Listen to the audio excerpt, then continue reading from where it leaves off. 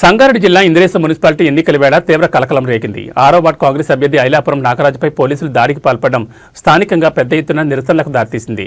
రామేశ్వర బండ weaker section కాలనీలో ఈ ఘటన చోటు చేసుకోవడంతో కాంగ్రెస్ శ్రేణులు స్థానికులు రోడ్డుపై బైఠాయించి ధర్నాకు దిగారు. ఈ సందర్భంగా బాధితుడు నాగరాజు మాట్లాడుతూ పోలీసులపై తీవ్ర ఆరోపణలు చేశారు. బీఆర్ఎస్ అభ్యర్థి అంతిరెడ్డికి పోలీసులు అమ్ముడుపోయారని, ఆయన చెప్పు చేతుల్లో ఉంటూ తనపై కావాలని దాడి చేశారని మండిపడ్డారు. ప్రజలకు సేవ చేద్దామని రాజకీయాలకు వస్తే ఇలా దాడులు చేయడం ఏంటని ఆయన ప్రశ్నించారు. పోలీసులు నిష్పక్షపాతంగా వ్యవహరించాల్సింది పోయి అధికార పార్టీకి తొత్తులుగా మారారని ధ్వజమెత్తారు. పోలీసుల తీరుకు నిరసనగా రామేశ్వరం బండ కాలనీలో వందలాది మంది కాంగ్రెస్ కార్యకర్తలు ప్రజలు గుమిగూడారు. పోలీస్ జులుం నశించాలి అంటూ పెద్ద ఎత్తున నినాదాలు చేశారు. ఈ నిరసనతో ఆ ప్రాంతంలో భారీగా ట్రాఫిక్ నిలిచిపోయింది. శాంతియుతంగా ఎన్నికల ప్రచారం చేసుకుంటుంటే అడ్డుకోవడం ఏంటని స్థానికులు కూడా పోలీసులను నిలదీశారు.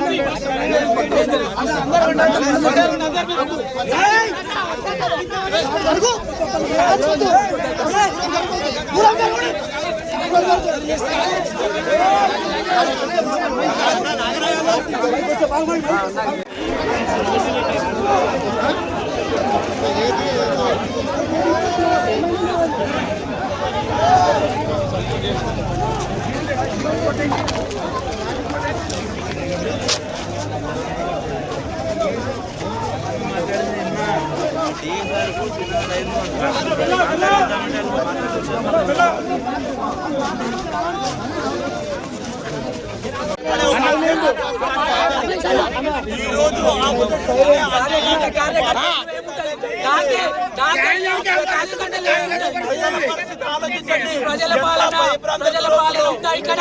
చూడండి, రౌడీ రాజకీయం ఇక్కడ. నాకే ఇంత ఉందంటే కింద కార్యకర్తలు ఓటు చెప్పుడు నాకే రక్షణ లేదు ఇక్కడ. కింద కార్యకర్తల పరిస్థితి ఏంటి ఇక్కడ? ఇక్కడ మనం ఎక్కడున్నాము? మనము ఇలా చిన్న దయించాలి. ఎక్కడున్నాము?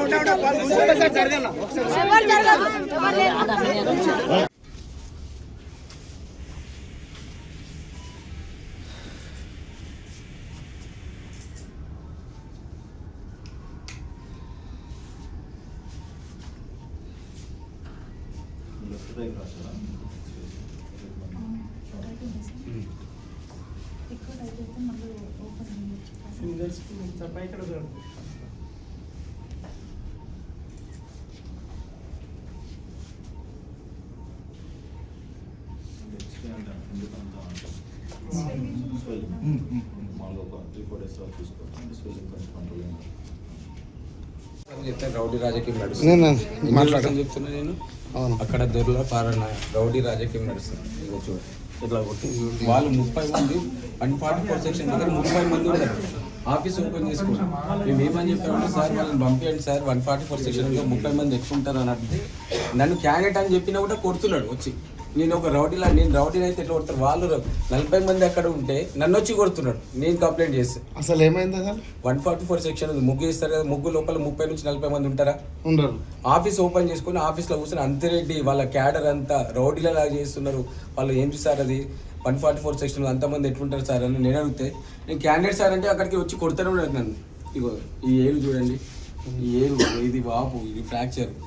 అసలుకి అది ఎన్ని రోజులు, ఒక వారం కింద కూడా డిఎస్పీ సార్ కూడా కంప్లైంట్ చేస్తారు. సార్, ఇంద్రేశ్వరం మున్సిపాలిటీ ఎక్కడ నుల్లీలు అయితే కావో తెలియదు కానీ సార్ 6వ వార్డులో మాత్రం కంపల్సరీ అయితే అని చెప్పి వారం కింద కూడా చెప్పాను. డిఎస్పీ సార్ కానీ సిఎస్ సార్ కానీ అసలు ఇక్కడ చాలా ఇబ్బందులు సార్, నా కార్యకర్తలు కానీ చాలా ఇబ్బంది పెడుతున్నారు. ఆయన ఉంటాయి.